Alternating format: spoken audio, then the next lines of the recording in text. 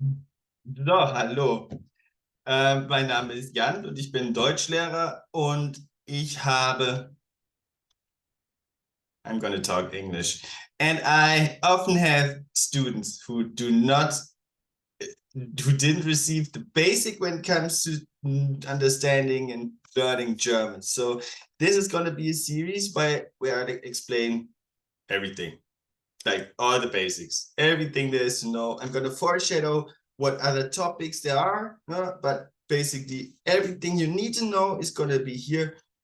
For exercises, you still need a teacher and a person that's going to be a bit better, but maybe I'll upload that too. Now, so for now, I'm just going to start with the whiteboard and putting myself somewhere on the whiteboard and hope that I'm in the right position for you guys to see me. Aber genau, I guess I'm just gonna be a small frame up here. Done. Let's get this party started.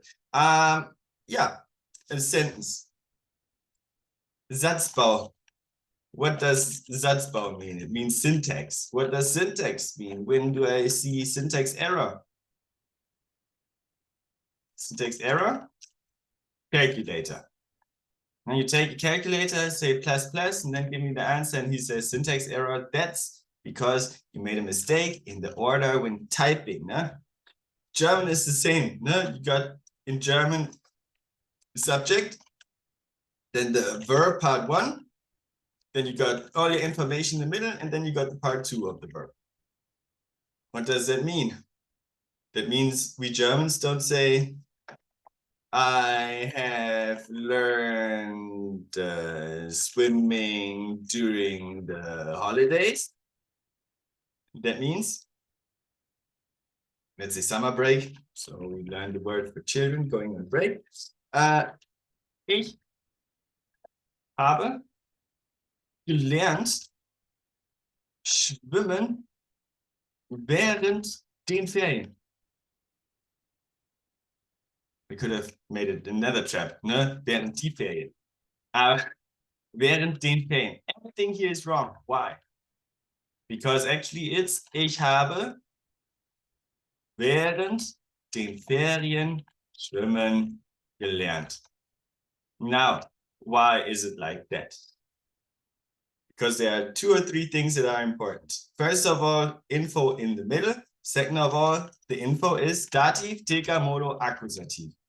You can make it longer with reflexives and pronouns, especially accusative here. Aber dativ, TK, modo, accusative, that's important. Deswegen schauen wir das gleich mal an.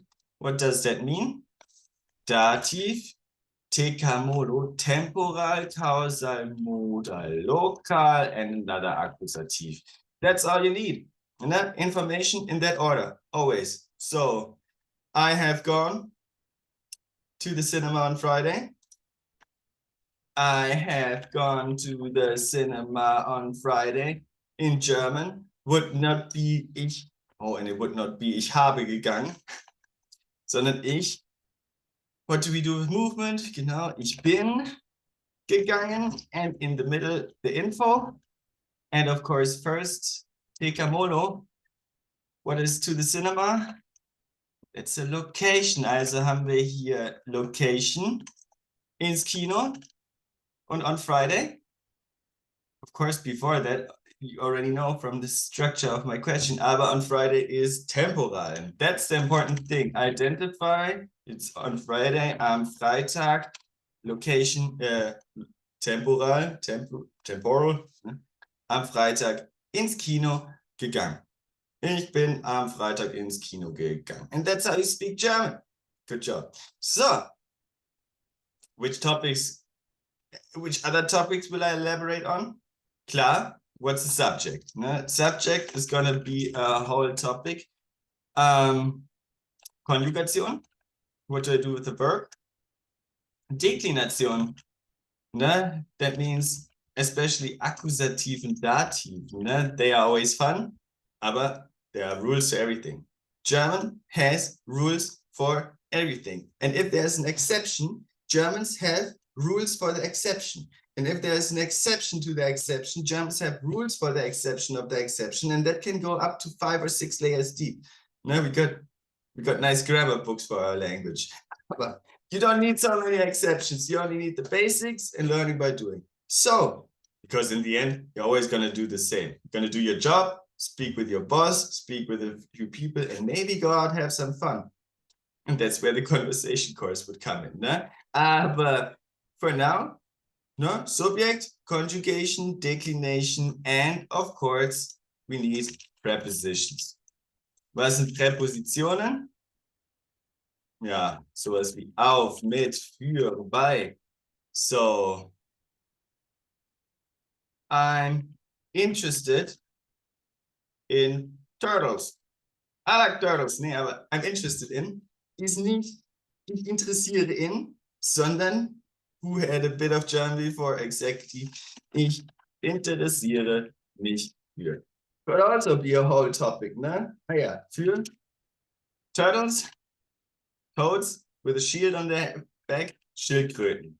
Also, that's gonna be it for now. Aber conjugation, declination, preposition, ne? Dann Relativpronomen. If you got German in school, if you got German in daily life, if you had that in your course, relative pronouns are a final boss. So I'm gonna go bit by bit, step by step, and explain all of those. And you hopefully are able to close all those gaps, né? Because I shiver every time I hear somebody use the wrong article, even though there are a bunch of rules. No? So, good job, first video over.